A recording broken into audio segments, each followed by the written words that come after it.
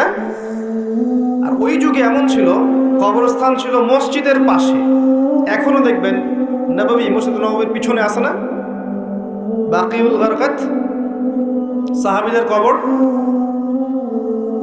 কারণ ছিল, যখন মানুষ এটা অতিক্রম করবে প্রতিদিন নামাজ পড়তে যাওয়ার সময় 5 বার করে, তার মধ্যে পরকালের ফিকির হবে, কবরের কথা চিন্তা থাকবে, কান্না আসবে, দুনিয়ার জীবন এর তুচ্ছতা সম্পর্কে আমাদের ধারণা আসবে। একটা দাজ্জালীয় সভ্যতা যখন আসলো, এই সভ্যতা কবরস্থানকে আস্তে আস্তে দূরে সরিয়ে দিল। এখন বছরে একটা দিনও আপনারা কবরস্থানে যান কিনা সন্দেহ আছে।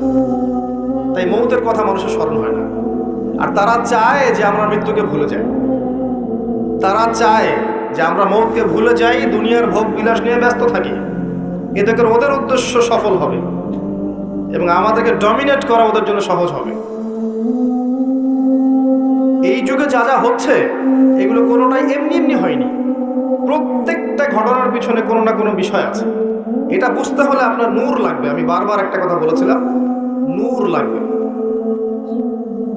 নবীজি বলেছেন সাল্লাল্লাহু আলাইহি ওয়াসাল্লাম, ফিতনাটা এত ভয়াবহ হবে, অন্ধকার রাতে কালো পাথরের উপর কালো পিঁপড়া নীরবে হেঁটে গেলে যেমন হয়, ফিতনার ব্যাপারটা তেমন হবে। এত ডিফিকাল্ট।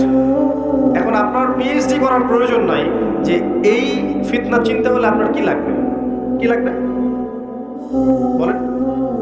আলো, নূর।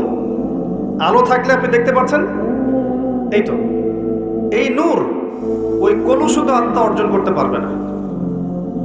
দুনিয়া পূজারী আত্মা দুনিয়াতে এসে দুনিয়া নিয়ে ব্যস্ত হয়ে আছে, দুনিয়া পূজারী, দুনিয়ার টাকা পয়সা, ব্যাংক ব্যালেন্স, বাড়ি গাড়ি, ভোগ বিলাস, জিনা, মদ, পর্নোগ্রাফি, সুদখোর, ঘুষখোর, দুর্নীতিবাজ, জুলুমবাজ, এদের হৃদয়ের মধ্যে ওই নূর কখনো আসবে না।